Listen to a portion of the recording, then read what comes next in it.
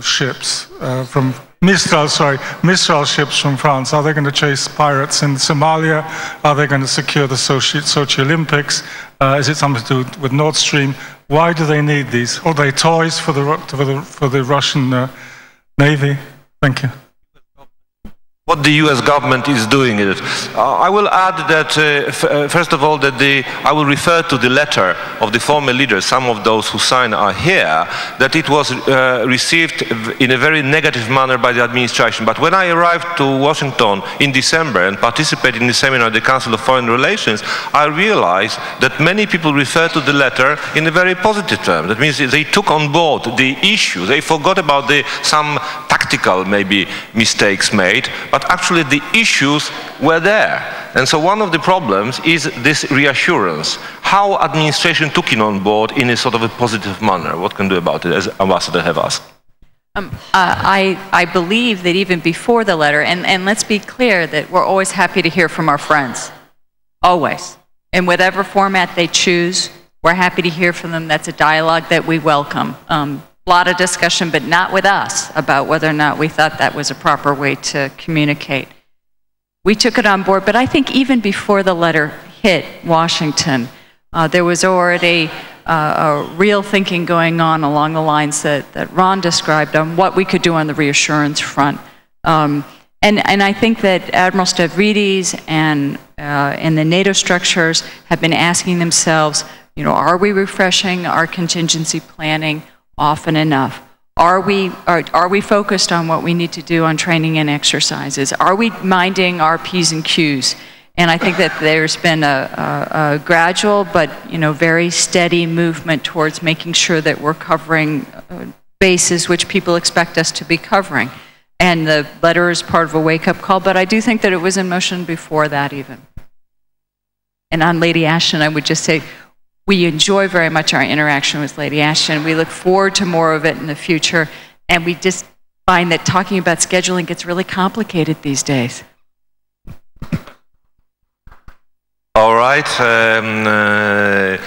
Chris Bobinski about Mistral, French enjoying the sail to, oh yes, Monsieur La France. Maybe the ambassador would like to answer. Again, I don't represent the French government, so all right. But I'll try to answer the question as it was asked. Well, I can't speak on behalf of the Russians, but I can put forward a possible explanation that they tend to think that the future security challenges can emerge far from the country, just as we do in NATO. We need, we say that to be able to cope with future security challenges, we must be able, we must have deployable and sustainable, reduced in numbers. We have less, our armed forces have been much reduced as compared to what they used to be, but they have to be more effective. So in NATO's thinking, we have to take into account, which is not being taken into account, by the way, in the latest Russian military doctrine, the modernization of Russian forces, which will be less numerous, but probably more deployable, more mobile. And that's why, that's a possible explanation. I can't see any other, by the way, because to invade the Baltic states or Georgia, they don't need ships, as far as I know geography. And so I try to imagine other reasons for, another rationale for that decision. Maybe Fyodor Lukyanov, who is here from Moscow, would like to comment on that. But I'm not sure he really would like to do that. He doesn't represent the government. Okay, let's move on. Here is, oh, we have a Czech voice, Jiří Schneider, Prague Security Studies Institute. Thank you. I have a comment and then question to members of the group, basically. I have a feeling that there is more and more mentality like give and take we contribute to NATO and what we get out of NATO. And this is not only a case of Central Europe. I think this is a case of Western Europe. Look at Netherlands. I think against the backdrop of these debates, what we are contributing to NATO and are we getting anything out of it, and also reflecting that reassurance in the concept as was presented is not only military but primarily political concept.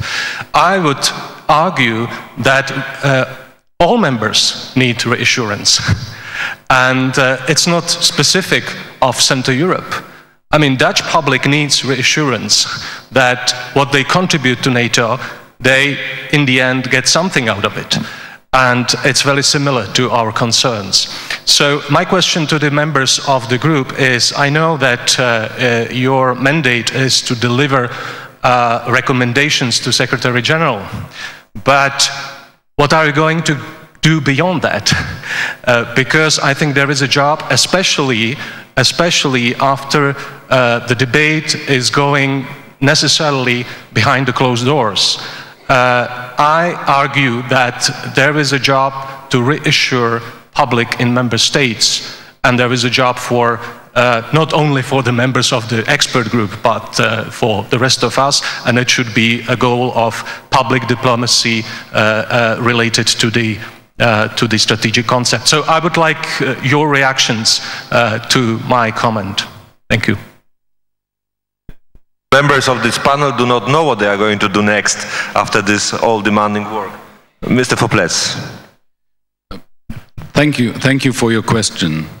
It is absolutely true that the process in which we are engaged is at least as important as the result. We have to figure out what the important issues are, on which does consensus agree, and where does it need to be established. I hope I'm not giving away a secret from the group, but I don't have the impression that the issue of Article 5 and reassurance is a matter of lack of consensus. It is not. So I can assure you on that point. Will we manage to do what you asked, to reassure our public that we know what we are doing, and will we be able to present it in a way that they can understand it without going to diplomatic or military academies? It remains to be seen. We will try to do at least our bit, and what the final draft will look like is not in our hands. But we are absolutely aware, and the Secretary General is aware, there is a real job to do vis-à-vis our public in democracies. Yes, we definitely notice declining public support for the NATO in many member states, and that is really great concern to us. We've been discussing that, and we're thinking that.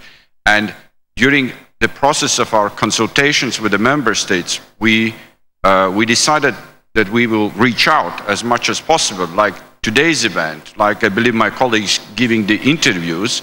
That is one of the that's part of the process, and our chairwoman Madeleine Albright is using every opportunity to reach out, and especially with the declining support for the NATO in some of the member states, it really creates a concern in the others about the solidarity when it would come to the to be challenged. So